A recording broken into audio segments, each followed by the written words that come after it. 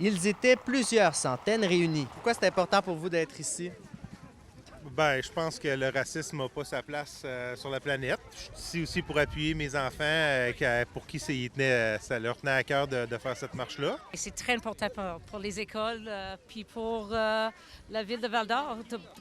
Il fait fret aujourd'hui, mais on est ici parce que pour nous autres puis notre école, c'est un mouvement, une pas par en avant, pas une pas par en arrière. Oui, c'est important pour moi, là. C'est pour poursuivre la tradition des Anishinaabe, là. C'est que c'est important de faire parler des droits puis de la situation qui entoure actuellement les peuples autochtones. Fait que c'est pour ça qu'on est ici pour parler de ça puis faire la marche. Pourquoi c'est important pour vous d'être ici aujourd'hui? Parce qu'il faut croire à le rétablissement de chacun pour soi, pour bien communiquer aussi pour mieux vivre communautairement.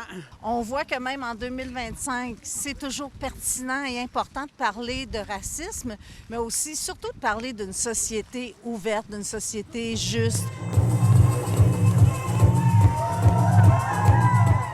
De la musique, du chant, de la danse et la fameuse marche. L'objectif de la journée, conscientiser la population aux réalités autochtones. Qu'est-ce qui est important aujourd'hui? Je pense que c'est de célébrer la rencontre entre les Québécois, les Premières Nations, la cohabitation aussi sur un territoire qui ne s'est pas toujours bien passé historiquement, il faut bien le dire.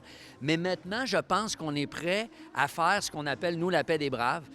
Nous, on l'a fait artistiquement, mais on peut le faire de façon citoyenne. Juste de porter le nom de Gabriel Commanda, c'est aussi important, je pense. C'est quelqu'un qui a vraiment défriché quelque chose de grand à Val-d'Or. Donc, comme tu le dis, la symbolique, elle est là.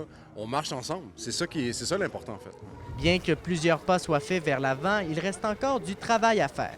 Les symboles sont importants, mais pour les politiciens, des fois, là, ça peut être juste une école signer une entente pour les redevances sur la foresterie, l'entente de la paix des braves qui a eu lieu avec les cris. Ça, c'est des choses de concret. On doit continuer à investir parce que le racisme est malheureusement encore présent dans notre société.